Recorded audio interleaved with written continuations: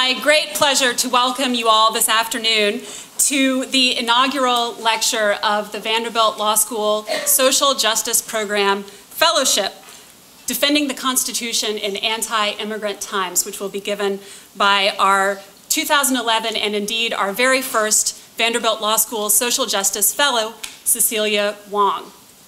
The Social Justice Fellowship program is created to bring to Vanderbilt Law School a distinguished colleague from the practice who has dedicated his or her career to the pursuit of public interest law.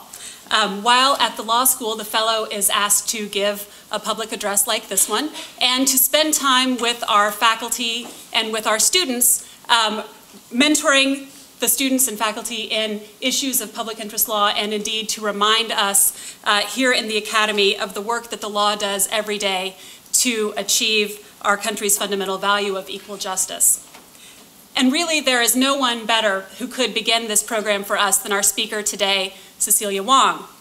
Cecillia is the managing attorney of the ACLU Immigrants Rights Project, where she is every day on the front lines of some of the most heated immigration battles going forward in our courts. She is challenging anti-immigrant laws across the country, modeled after Arizona's Senate Bill 1070, under which anyone, I was about to say immigrants, but really anyone would be required to prove their citizenship, their right to be in the country upon request from local law enforcement. She's heading up challenges to the civil rights violations that have become all too common under the 287G program, which encourages racial profiling by local law enforcement as they attempt to enforce federal immigration laws with very little training. And finally, she's heading up investigations of new due process concerns that arise as we find immigrants being held under detainers in state and local jails under federal authority, while the state and local authorities try to figure out who's in charge and who's really holding that person in jail and how long they're supposed to be there. Cecillia is a graduate of Yale Law School, and before she came to the ACLU Immigrants Rights Project, she served as a federal public defender in the Southern District of New York.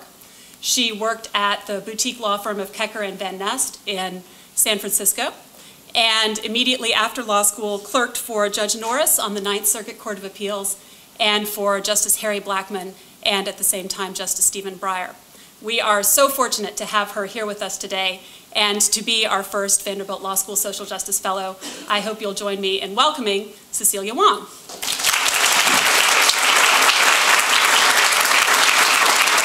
Thank you.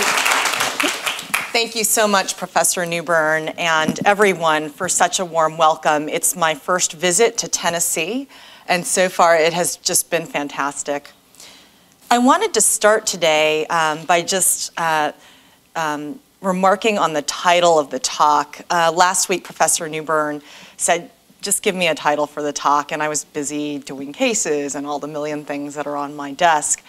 And I came up with this title, and as I emailed it off, I thought for a moment that some of you might chafe at this title because those of us who work for social justice as lawyers and as advocates, especially those of us who have the benefit of a fantastic clinical education, want to focus on our clients and focus on giving voice to people who have a hard time raising their voices to those who are in power. So by titling the talk today, Defending the Constitution in Anti-Immigrant Times, I thought that I might be going against that norm in clinical education. But one of the points I want to make today in the hour that we have together is that, in fact, in 2011, defending immigrants against the attacks that are coming towards them from every angle in every state of this country is, in effect, to defend our most core constitutional freedoms and rights as Americans. And so hopefully in the course of this talk, I'll be able to weave those two strands together. I'd like to start by telling a story. It's a true story of Julian and Julio Mora. That's Julio on the left is the younger man, and his dad, Julian, is on the right in the cowboy hat. Julio Mora is 69 years old now. He's lived in the Phoenix area since 1977, and he's been a lawful permanent resident of the United States for over 30 years. Although he's not a young man, he still works every day as a landscaper, toiling away in the hot sun in Phoenix, picking up trash at the side of the road and trimming plants, mostly on county properties. In the summertime, this is not easy, and there have been times when I've met Julian after work and seen the man you see here, all decked out in a crisp white shirt with the sweat of the day still on him. Julio Mora is 21 years old today. He was born in the United States and has lived in Phoenix his whole life. Julio's mom died when he and his 4 siblings were very young, and Julian Mora, Mr. Mora, raised those 5 kids on his own, working as a landscaper and other physical labor. On February 11, 2009, Julian Mora got up, it was about 5 o'clock in the morning, and he got in his Ford F-150 pickup truck to go to his job at a place called Handyman Maintenance, Inc. Julio, who was then 19 years old, decided to go along for the ride so that he could use the pickup truck all day long and then pick up his dad from work later in the day. The Moras left their modest home in Avondale, Arizona, a Phoenix suburb about 40 minutes away from downtown. And they took on the 40-mile commute into Handyman Maintenance, which is only about 2 miles, I believe, south of downtown Phoenix and the federal courthouse. The Moras drove in the dark through the Arizona suburban landscape, passing all those strip malls and auto dealerships. And they finally got off the freeway near the intersection of 19th Avenue and Hilton Avenue. From here, I'm going to let Julio tell you in his own words what happened next. When we were almost at 19th Avenue, we passed 2 black police SUVs parked under a bulletin board. I think he means a billboard. Then, about 15 seconds after we turned onto 19th Avenue, one of the SUVs caught up with us and stopped right in front of us. The other one followed behind. We were still more than 100 yards from HMI. I remember that my dad had to slam on the brakes to avoid hitting the one that was in front of us because it was so aggressive. I didn't understand why they trapped us like that. My dad hadn't done anything wrong. One of the officers came up to the window and asked us where we were going. We told him my dad was just going to work. My dad didn't want any trouble, and he thought they would leave us alone if they knew he was on his way to work. But instead, they told us to turn off the car and step out of the vehicle. I asked them why, but they didn't say. They patted us down and tied our hands together with zip ties, like we were criminals. They put mine on really tight, and it left marks on my arms. I later learned that the officers were deputies from the Maricopa County Sheriff's Office. They brought us to HMI, where there were a lot of people lined up, and a lot of other officers guarding them, telling them to turn off their phones. There was about 1 officer for every 3 workers. I also saw some officers in black uniforms with the word SWAT written on them. They were carrying guns like they have in the Army, and some were wearing masks over their faces. They were searching near the soda machines, and at first I didn't understand what they were searching for. But then I realized they were looking for people. I'd never seen anything like that. These people weren't dangerous, but they were treating us like we were. As soon as we got there, my dad asked if he could use the bathroom. He told the officer that he had to go since we left the house. They said he was going to have to wait. We went to stand in the line like they told us to, but we kept asking different officers if my dad could use the bathroom. By about the 5th time, my dad's stomach was hurting. I was worried because he has diabetes and has a hard time holding it. I even told the officers that he was sick, and a guy behind me got angry and asked why wouldn't they just let him go.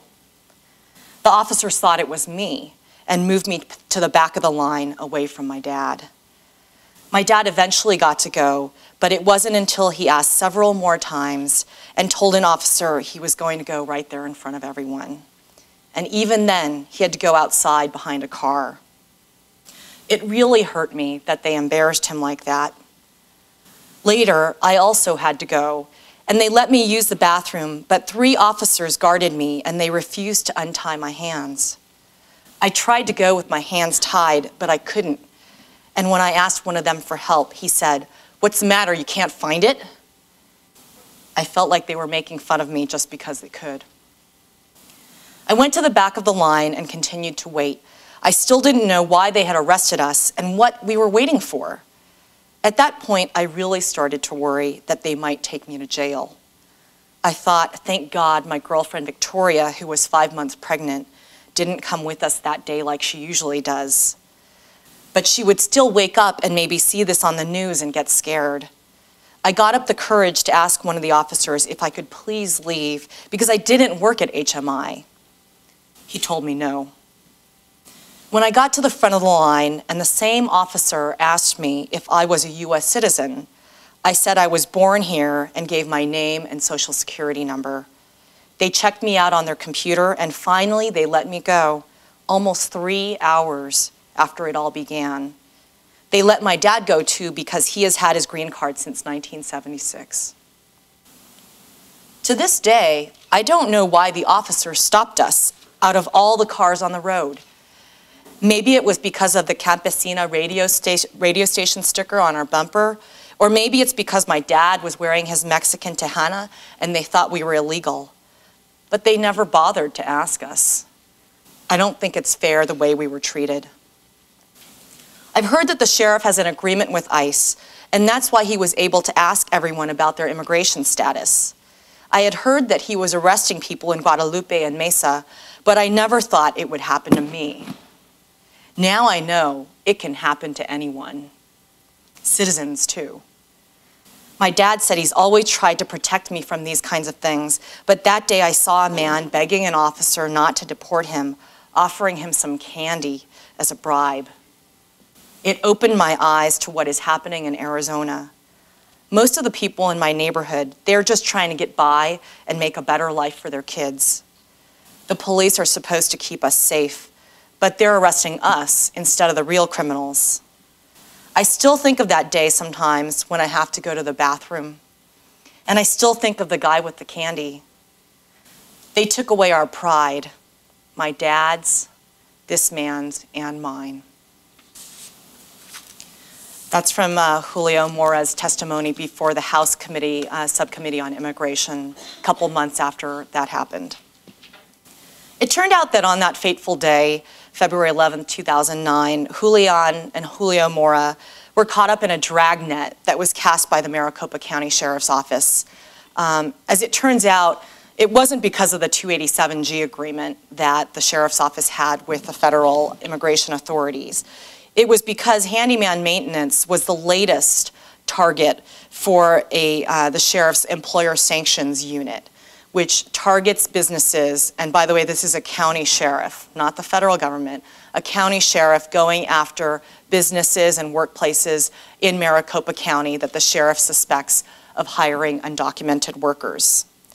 By obtaining state payroll tax records and then comparing them against notoriously incomplete and error-prone Social Security records, the sheriff's office generates a list of targets of workers they suspect are unauthorized, and then they go in SWAT style with overwhelming force, long guns, and SWAT uniforms, and raid these workplaces, putting everyone on site, well, as you'll find out in a minute, not everyone, but most people on site under arrest, and assuming that they're undocumented immigrants until proven otherwise.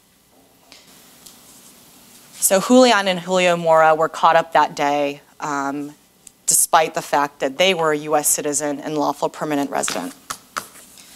What happened to the Moras is just one instance of a systemic civil rights crisis that has resulted from a coordinated anti-immigrant movement that is sweeping across America today.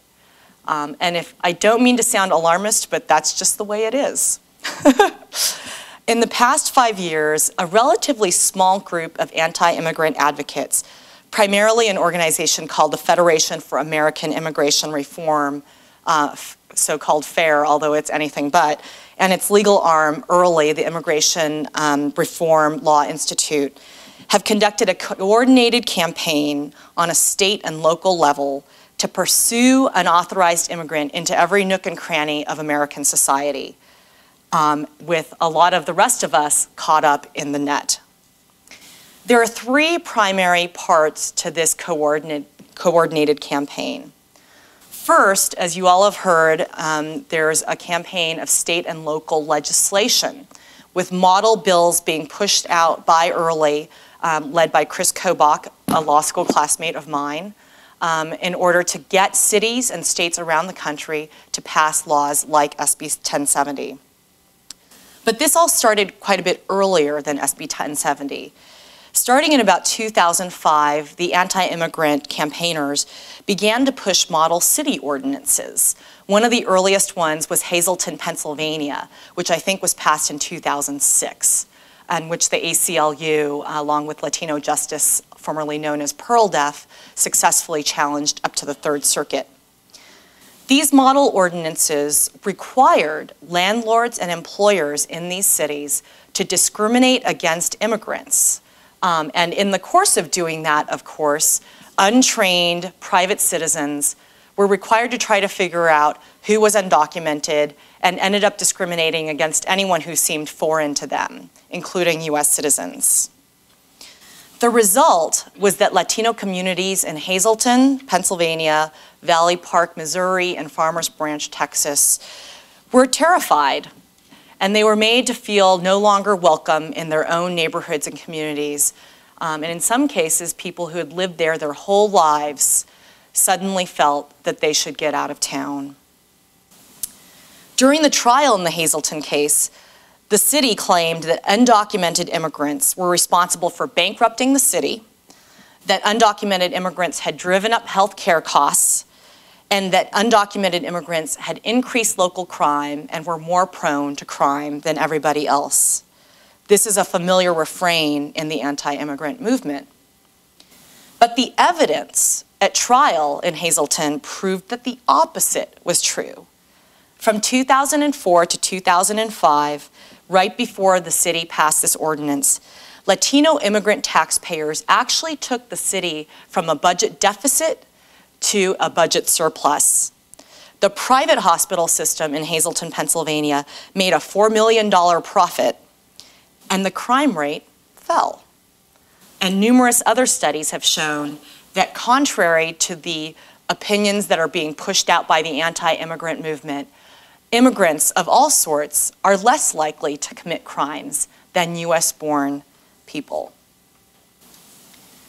As the movement to challenge the Hazleton-type ordinances picked up, the anti-immigrant campaign shifted tactics, and the result was the notorious SB 1070 in Arizona and copycat legislation in numerous states during this current state legislative session. Currently, there are about a dozen states where a copycat bill is viable, including Utah, which has already enacted its copycat law. State legislators have also vowed to step up their campaign. And I want to just, since I have a picture of the Moras, let's show a picture of the other guys. This is state legislators for legal immigration, also known as SILI. From left to right, you have Mike Heffman, who's legal counsel for IRLI, the legal arm of the anti-immigrant movement.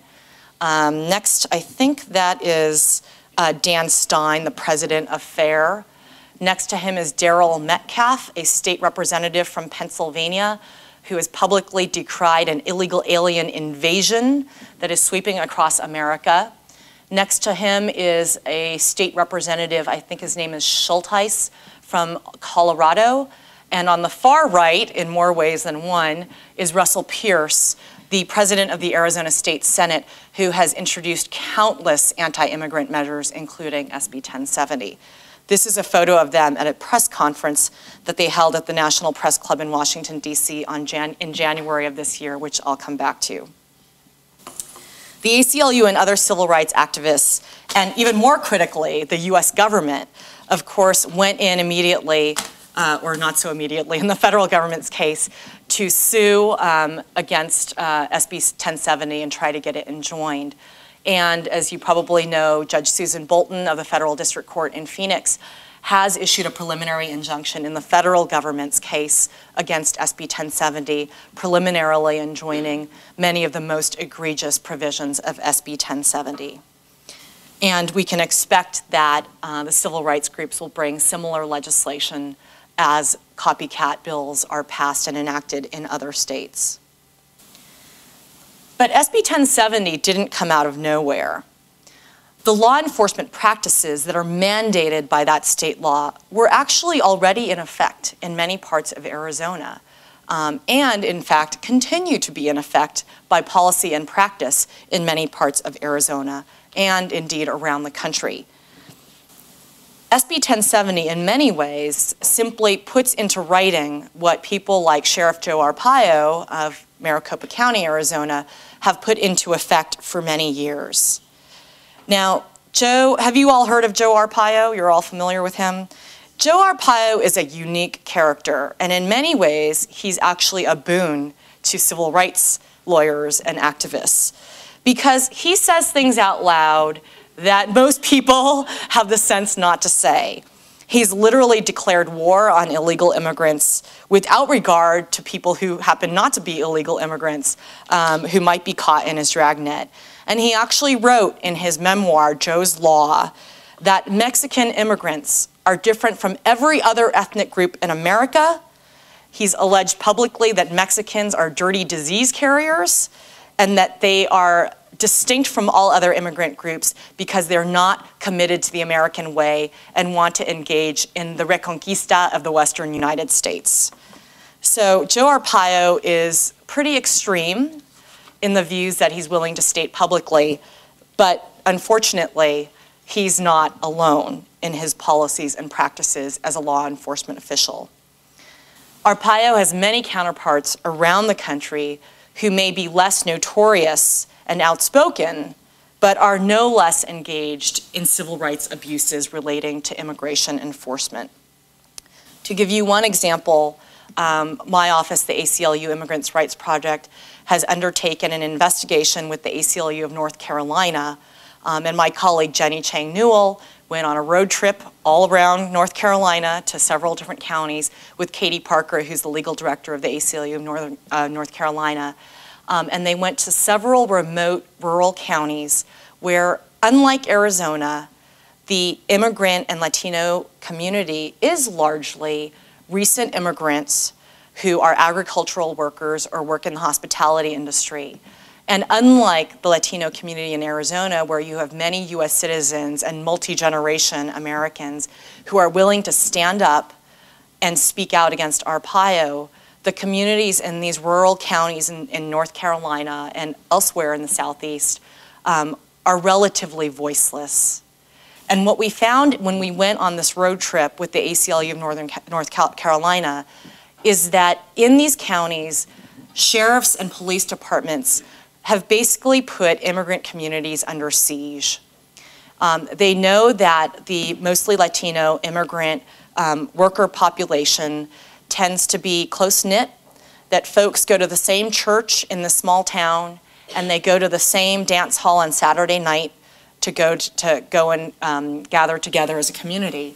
And so what the sheriffs have done in these counties is to set up roadblocks on Sunday after church, outside the church, set up roadblocks outside the dance hall on Saturday night, where they know that everyone in that community is likely to drive by. And by the way, in doing so, they are also capturing countless other folks who are not Latino, who are not immigrants, who are trying to go about their day-to-day business and instead need to be stopped by the police and checked through the checkpoint.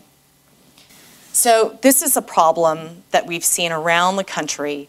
And what's important, I think, to emphasize, and I don't need to tell any of you living here in Tennessee, is that Joe Arpaio, though he may be the poster child for the anti-immigrant movement, is certainly not exceptional. Another trend that we're seeing in local and state enforcement of immigration laws is that even when you don't have a 287G agreement, an agreement between the federal government and a local agency, you see a pattern in jurisdictions that are interested in immigration enforcement of Fourth Amendment violations, suspicionless stops of cars, and racial profiling. Because what happens in those jurisdictions is once there's an ICE presence in the jail, as with the, some of the 287G models, with the criminal alien program or CAP, and with secure communities, which is about to go online nationwide in 2013, officers who are interested in finding undocumented immigrants will stop cars based on their perceptions of who looks like they might be a foreigner. They will arrest people, sometimes on minor charges and sometimes on pretextual charges that end up in no prosecution. And they do this because they know once they get the person into the county jail and they're screened by ICE, that ICE will come pick them up if it does turn out that they're undocumented immigrants. In fact, in 2009, the Warren Institute at UC Berkeley School of Law did a comprehensive study of Irving, Texas, a town that implemented the jail screening program, criminal alien program, and found out that once police officers in Irving knew that they had 24-hour access to ICE at the jail, arrests of Latinos for minor misdemeanor offenses increased by 150%. And we have reports of similar patterns of behavior in jurisdictions around the country. And most recently, the ACLU of Florida has taken on an investigation of Lake and Pinellas counties in Central Florida. I think one of the most pernicious things about this pattern of conduct, bad stops on the road, hauling Latinos or other people perceived to be foreign into the jail, is that very often these police agencies get away with it. And the reason for that is if the person turns out to be undocumented, in fact, they're whisked away into ICE custody and often removed from the United States before any advocates in the community have a chance to even find out about this. And for many people, like the Moras, who are stopped without reason and then booked into the jail and released once it turns out that in fact there is no immigration reason to hold them or any criminal justice reason to hold them, people are so humiliated that they just want to walk away and forget that this ever happened. And so I think this is the challenge that we have as advocates. If you care about civil rights, one of the challenges we have is to get out into the communities that are affected and to let people know that they have recourse and that the community cares, the larger community cares. So to sum up, what I started with, what's the problem with state and local immigration law enforcement?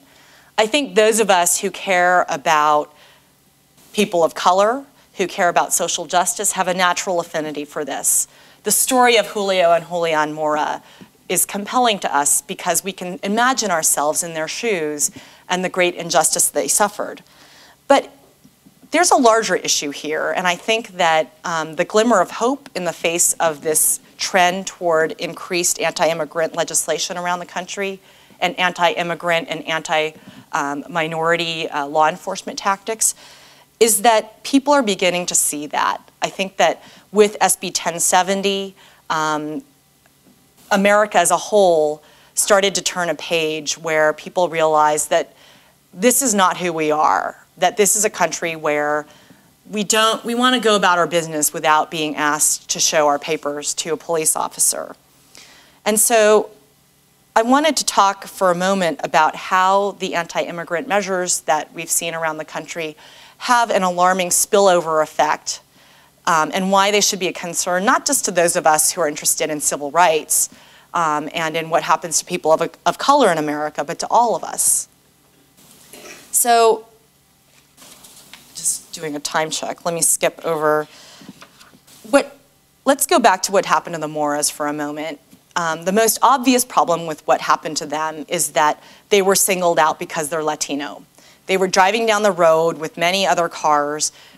They were 100 yards away from the work site where this raid was happening, and the sheriff's office picked them out of all the cars on the road. Two dark-skinned men, one of them wearing a Mexican cowboy hat with a Spanish language radio station sticker on the back. But I think what's even more troubling about what happened to the Moras is what happened after they got pulled over, as the sheriff's department has completely trampled on the Fourth Amendment in a systematic way. It wasn't just the Moras, and it wasn't just the 100 other people who were detained for 3, 4, or 5 hours that day at Handyman Maintenance, Inc. In fact, MCSO has conducted similar raids on dozens of other businesses in Maricopa County, has arrested hundreds of Latino workers, and only has prosecuted 3 employers, the purported targets of this law enforcement policy.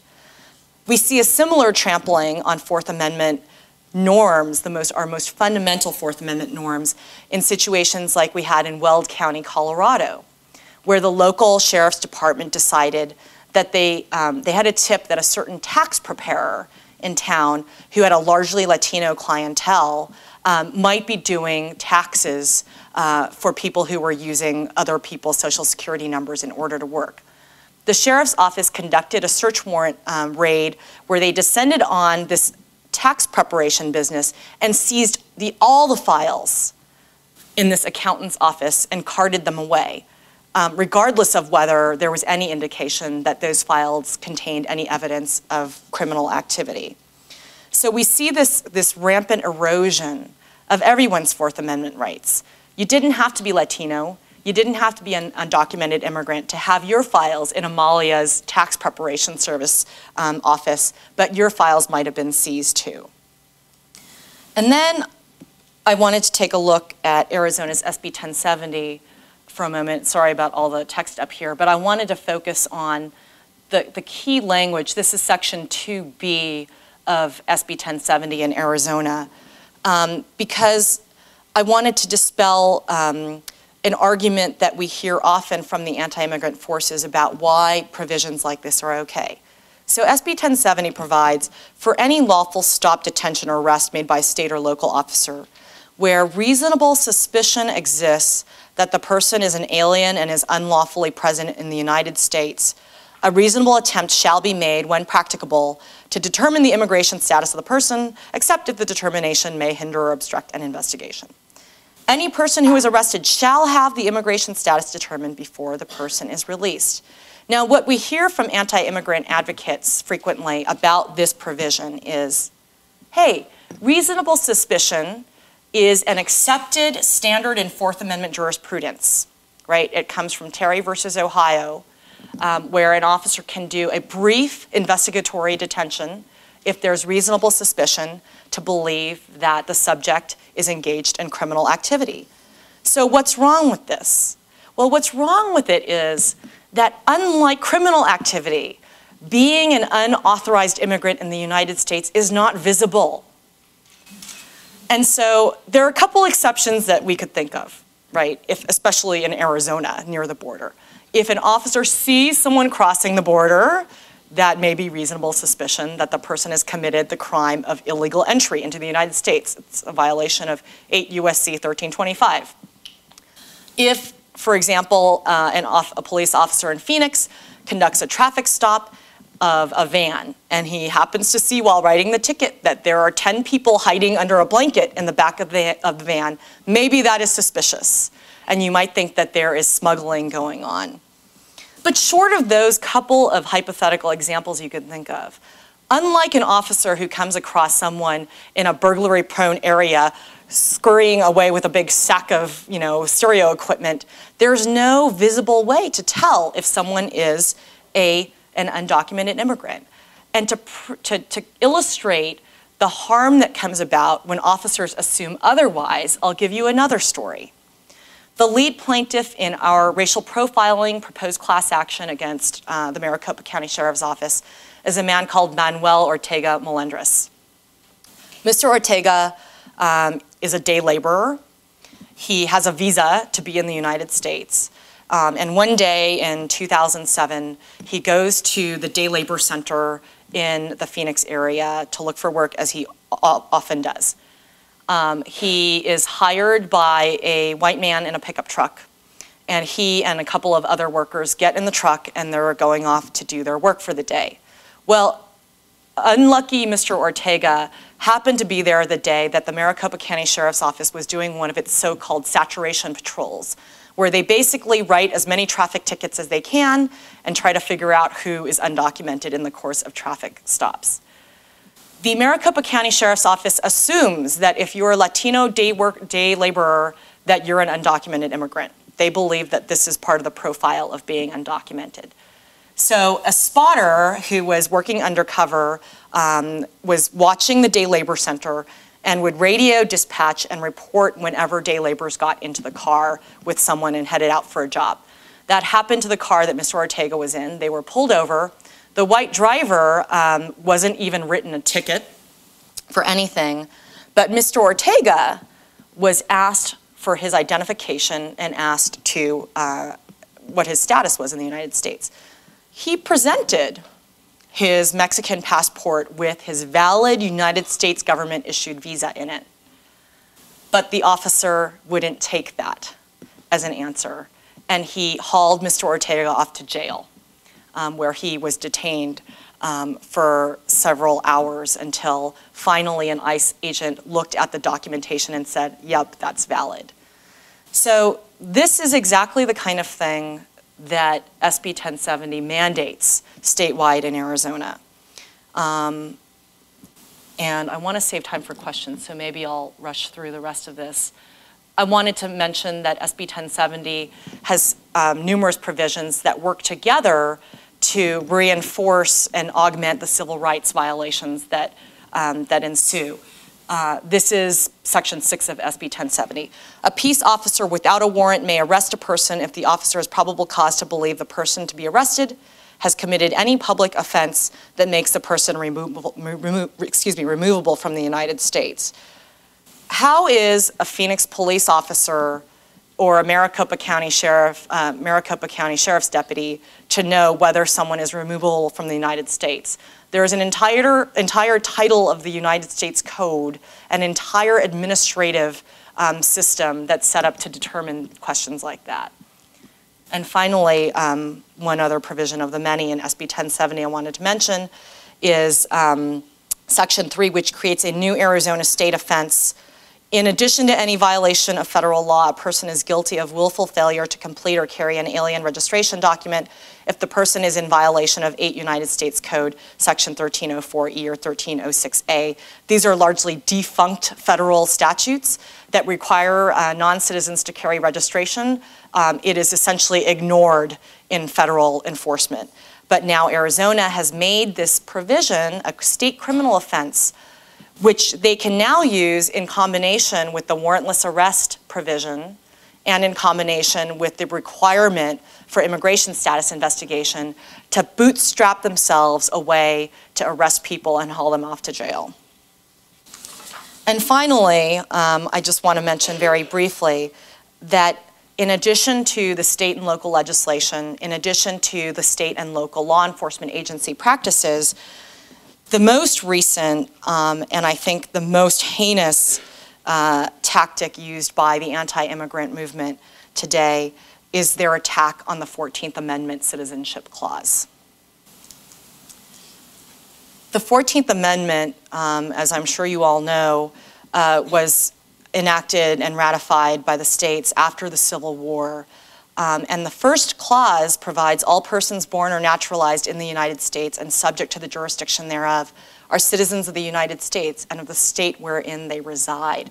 This, of course, was meant to overturn Dred Scott versus Sanford, the notorious, probably the worst Supreme Court opinion ever written, which held that slaves and the descendants of slaves for generations hence shall not be citizens of the United States.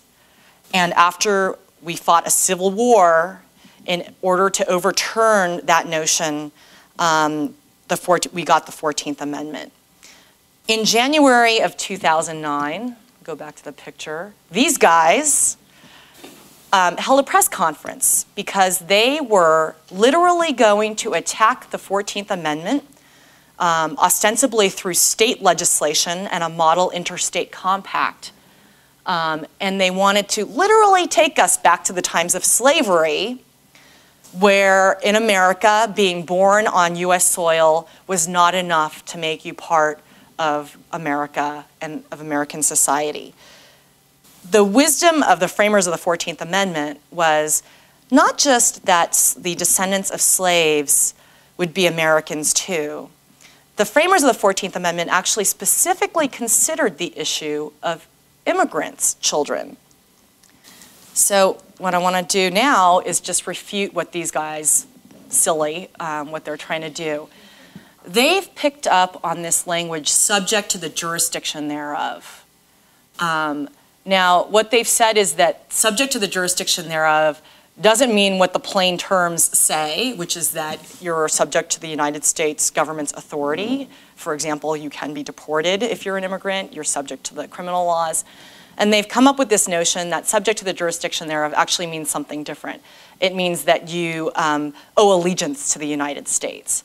And the state legislators are now trying to overturn the 14th Amendment through state legislation and to define state citizenship and to issue special birth certificates for the children of immigrants to ensure that they are not Americans. And unfortunately, just yesterday, Senator David Vitter of Louisiana introduced a bill to the same effect in the United States Senate. I think this time, the anti-immigrant movement has gone too far. And Danny Verdin, who is the president or the Senate Majority Whip in South Carolina, the South Carolina State Legislature, was among the state legislators who got up in Washington, D.C. this past January and said, literally, we led the charge as South Carolinians and fired on Fort Sumter, and we're going to do it again. And the next day, the NAACP descended upon the state capitol to challenge that notion. And a coalition of civil rights groups, including the NAACP, the Leadership Conference for Civil Rights, the ACLU, the Asian American Justice Center, MALDEF, and basically every civil rights group in the country has said, you've gone too far this time. You've really gone too far this time. So I should end so that we can take questions, but I wanted to note one other thing. The situation is grim these days. I can't say otherwise. We started the state legislative sessions this year with 26 states talking about an SB 1070 copycat.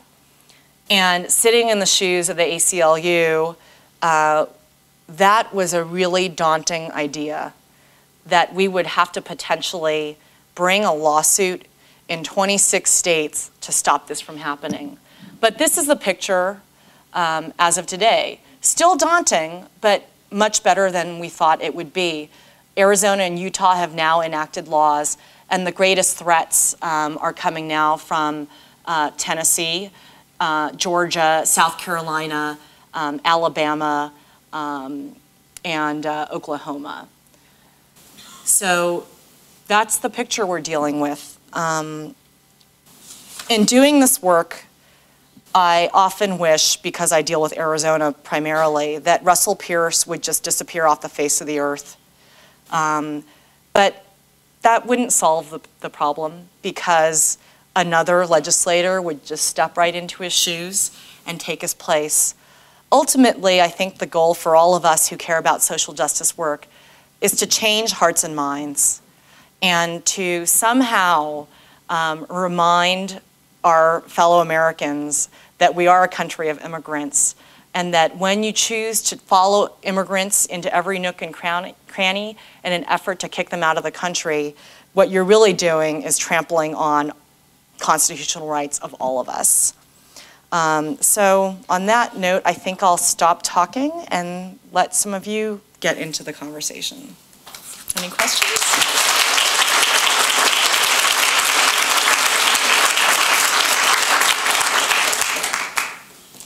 Questions?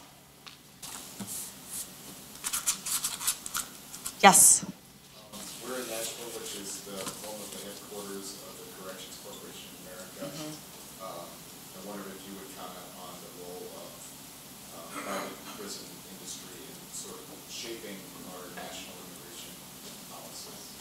Yeah, it's a vexing problem that's not limited to the immigration detention context, but certainly when you have